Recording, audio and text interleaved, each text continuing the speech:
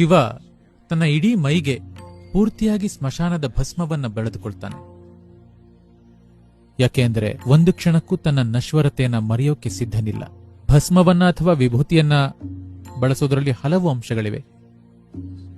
ಅದನ್ನ ಹೇಗೆ ತಯಾರಿಸಲಾಗಿದೆ ಮತ್ತು ಬಳಸಲಾಗಿದೆ ಅನ್ನೋದರ ಮೇಲೆ ಅದು ಶಕ್ತಿ ಶರೀರವನ್ನ ನಿರ್ದೇಶಿಸುತ್ತೆ ಮತ್ತು ನಿಯಂತ್ರಿಸುತ್ತೆ.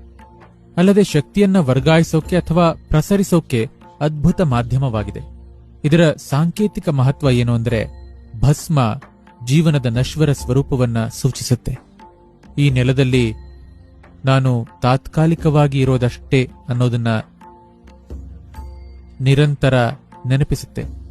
ಯಾಕೆ ಅಂದರೆ, ಯಾರು ತನ್ನ ನಶ್ವರತೆಯನ್ನ ನಿರಂತರ ನೆನಪಿಟ್ಟಿರ್ತಾನೋ ಅವನು ಸಾಕ್ಷಾತ್ಕಾರಕ್ಕೆ ಒಂದು ಫಲವತ್ತಾದ ನೆಲವನ್ನ ನಿರ್ಮಿಸಿಕೊಂಡಂತೆ.